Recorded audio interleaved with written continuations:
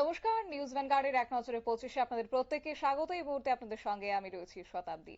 নিত্য শরীর চর্চায় এক প্রকার যেমন শান্তি মেলে, পাশাপাশি মানসিকভাবে প্রশস্তি লাভ করা সম্ভব মনে করছেন মুখ্যমন্ত্রী মানিক সাহা। 11তম আন্তর্জাতিক যোগ দিবস অনুষ্ঠানে অংশ নিয়ে মুখ্যমন্ত্রী বলেন, প্রধানমন্ত্রী নরেন্দ্র মোদীর প্রচেষ্টায় যোগ অভ্যাস বর্তমানে ভারতের সীমানা ছাড়িয়ে বিশ্ব দরবারে সমাদৃত।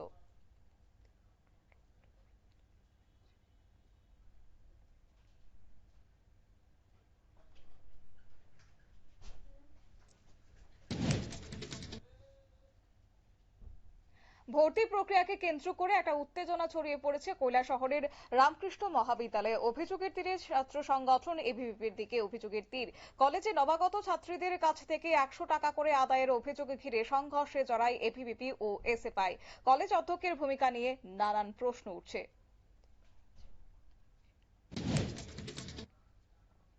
ত্রিপুরা রাজ্যে অবৈধ বিদেশি নাগরিকদের বিতরণের দাবিতে এবার মুঙ্গিয়াকামী ডেপুটেশন দিল ওয়াইটিএফ। মুঙ্গিয়াকামী ব্লকের ভিডিওর মাধ্যমে মুখ্যমন্ত্রীর উদ্দেশ্যে এই দাবিপত্র পেশ করে সংগঠন। এডিসির ইএলএম কমল কলই জানান, ত্রিপুরায় দ্রুত পদক্ষেপ নেওয়ার দাবি জানানো হয়েছে।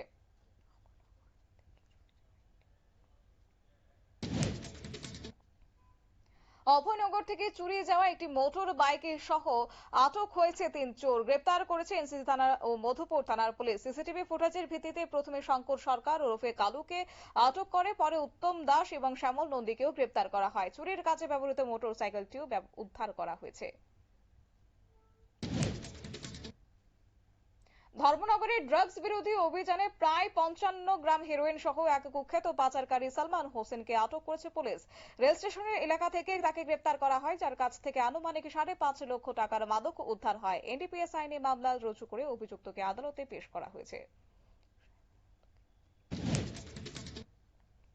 সিদাই থানার উদ্যোগে বীরমোহন এডিসি ভিলেজে অভিযান চালিয়ে 51 কেজি শুকনো গাঁজা উদ্ধার করেছে পুলিশ। বাড়িতে পুলিশের অভিযানে রাজ পেয়ে বাড়ির মালিক রণবীর দেববর্মা পালিয়ে যায়। বস্তার মধ্যে লুকিয়ে রাখা হয়েছিল এই গাঁজা, যার বাজার মূল্য প্রায় 1 লক্ষ টাকা।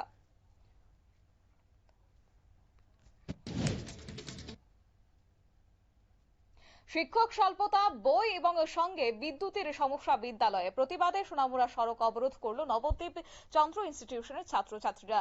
একমাত্র ইংরেজি শিক্ষকের বিদ্যালয়ে বদলির প্রতিবাদে শিক্ষক সংকট আরো গভীর হয়েছে। শিক্ষক পরিদর্শনে আশ্বাসে অবশেষে অবরোধ তুলে নেয় ছাত্ররা।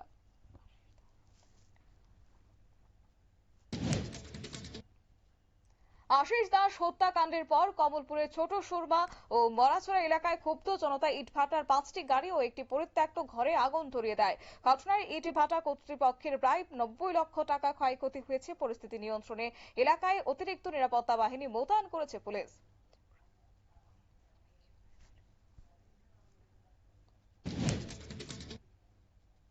ত্রিপুরা চাটকল শ্রমিক ইউনিয়নের আগামী 23 জুন গণবিক্ষোভের কর্মসূচির ডাক দিয়েছে। মূল দাবিগুলির মধ্যে রয়েছে বকেয়া বেতন, সুদ সহ প্রাপ্য পরিশোধ ও ত্রিপাক্ষিক বৈঠকের আয়োজন। আগরতলা রাজ্য শ্রম কমিশনারের কার্যালয়ের সামনে অনুষ্ঠিত হবে এই বিক্ষোভ কর্মসূচি।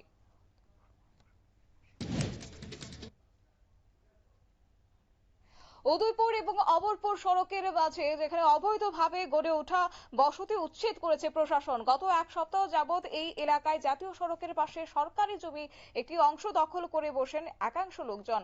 এর প্রতিবাদে দখলদাররা সড়ক অবরোধ করেন। কয়েক ঘন্টা পর অবরোধ প্রত্যাহার করা হয়। অপারেশন সিন্ধুর মাধ্যমে এবার ইরান থেকে ভারতীয়দের ফিরিয়ে আনা হচ্ছে। ভারতীয় নাগরিক সহ ছাত্রছাত্রী ফিরিয়ে আনা শুরু হয়েছে ইরান থেকে। পাশাপাশি প্রতিবেশী দেশের নাগরিকদের ফিরিয়ে আনতে শুরু করেছে ভারত। নিজেদের দেশের নাগরিক সহ ইরান ইসরায়েল থেকে উদ্ধারে ভারতের কাছে সাহায্য চেয়েছিল প্রতিবেশী নেপাল ও শ্রীলঙ্কা। ভুয়ো খবর রুখতে এবার কর্ণাটক সরকার আনছে নতুন নিয়ম। এই নতুন আইন miss information and fake news act. খসড়া অনুযায়ী ভুয়ো খবর ছড়ালে 10 লক্ষ টাকা পর্যন্ত জরিমানা ও 7 বছর পর্যন্ত কারাদণ্ড হতে পারে। এই পদক্ষেপের মাধ্যমে ডিজিটাল মাধ্যমে বিভ্রান্তিকর তথ্য রোধ করতে কঠোর হতে চলেছে রাজ্য সরকার।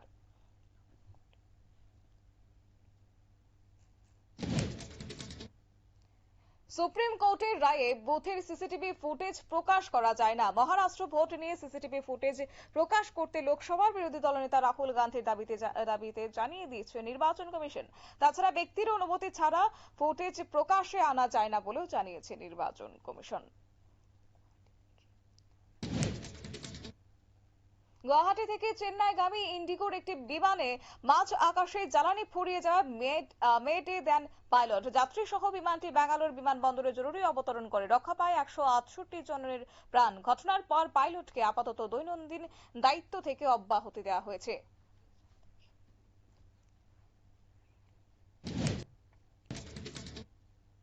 অমৃতসর থেকে বাব্বর খালসা এই ইন্টারন্যাশনাল মডিউলের সঙ্গে যুক্ত একজনকে গ্রেপ্তার করেছে পুলিশ। তার কাছ থেকে 6টি পিস্তল বাজেয়াপ্ত করা হয়েছে।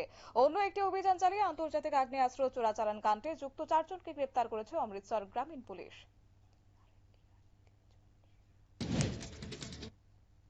এয়ার ইন্ডিয়ার 3 জন শীর্ষ কর্তা থেকে দায়িত্ব থেকে সরিয়ে দিতে বলল কেন্দ্রীয় সরকার। কেন্দ্রের অসামরিক বিমান পরিবহন নিয়ন্ত্রক সংস্থা ডিজিসিএ অবিলম্বে ওই 3 কর্তার বিরুদ্ধে পদক্ষেপের নির্দেশ দিয়েছে। অভিযুক্ত 3 আধিকারিকের বিরুদ্ধে কাজে গাফিলতি অভিযোগ উঠেছে।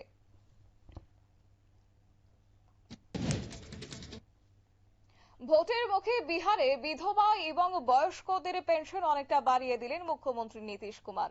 শনিবার সকালে ভাতা বৃদ্ধির কথা সমাজ মাধ্যমে ঘোষণা করেছেন তিনি। বিহারে বয়স্ক নাগরিক, বিধবা মহিলা, বিশেষভাবে সক্ষম নাগরিকদের ভাতা 400 টাকা থেকে বাড়িয়ে 1100 টাকা করা হয়েছে। মণিপুরে মেতে কৃষকদের এবার সুরক্ষার দায়িত্ব দেওয়া হলো 2 কেন্দ্রীয় বাহিনী সিআরপিএফ এবং বিএসএফ কে।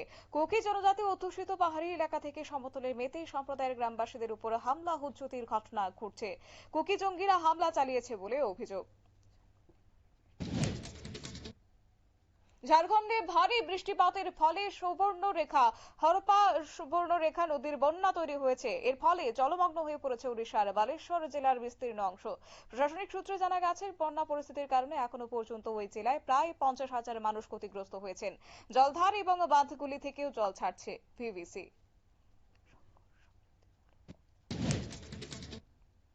সংঘর্ষ বিরতি হলেও পাকিস্তানের সঙ্গে সিন্ধু জলচুক্তি পুনর্বহাল করবে না ভারত। এবার সরাসরি কথা জানিয়ে দিলেন কেন্দ্রীয় স্বরাষ্ট্রমন্ত্রী অমিত শাহ। তিনি বলেন, পাকিস্তানকে দেওয়া জল এবার ভারত তার অভ্যন্তরীণ প্রয়োজনে ব্যবহার করবে। খাল কেটে ওই জল নিয়ে যাওয়া হবে রাজস্থান।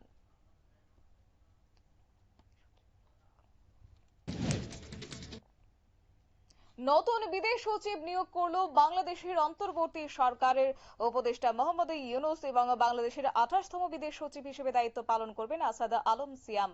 এর আগে তিনি আমেরিকায় নিযুক্ত ঢাকার রাষ্ট্রদূত ছিলেন। মোহাম্মদ জসিম উদ্দিনকে পদ থেকে সরিয়ে আসাদ আলম সিয়ামকে এবার দায়িত্ব দিয়েছে সরকার। বাংলাদেশে ফের শিক্ষা ক্ষেত্রে অশান্তি। বাংলাদেশে অনির্দিষ্টকালের জন্য বন্ধ ঘোষণা করা হয়েছে ঢাকা মেডিকেল কলেজে। শনিবার জরুরি একাডেমিক কাউন্সিলের সভায় নেওয়া সিদ্ধান্ত অনুযায়ী রবিবার থেকে বন্ধ থাকবে সব ক্লাস। ছাত্রছাত্রীদের রবিবার দুপুর 12টার মধ্যে হোস্টেল ছাড়ার নির্দেশ কর্তৃপক্ষের।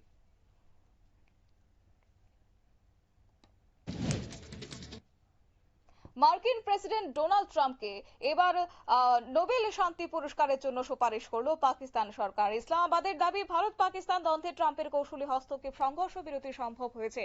সোশ্যাল মিডিয়া প্রকাশিত বিবৃতিতে ট্রাম্পকে শান্তির দূত হিসেবেও আখ্যা দিয়েছে পাকিস্তান। প্রথমবারের মতো ত্রিপাক্ষিক বৈঠকে বসেছে চীন। পাকিস্তান ও বাংলাদেশ এবং কুনমিংয়ে অনুষ্ঠিত হবে এই বৈঠক। 3 দেশের বিদেশ সচিবরা ব্যবসা, বিনিয়োগ, স্বাস্থ্য ও জল সম্পদে সহযোগিতার উপর জোর দেন। চীনের উদ্যোগে গঠিত এই নতুন জোট দক্ষিণ এশিয়ার কূটনৈতিক ভারসাম্যে নতুন মাত্রা যোগ করেছে।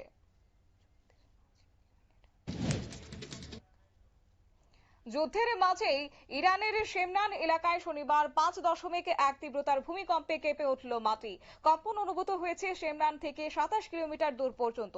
বিষয়টিকে ঘিরে তৈরি হয়েছে রহস্য। এটি প্রাকৃতিক ভূমিকম্প, পরমাণু পরীক্ষা না ইসরায়েলের হামলা, তা নিয়ে শুরু হয়েছে জল্পনা। এক নজরে 25 আপাতত এই পর্যন্তই। পরবর্তী আপডেট এবং টকশো দেখার জন্য চোখ রাখুন শুধুমাত্র নিউজ ভ্যানগার্ডের পর্দায়। নমস্কার।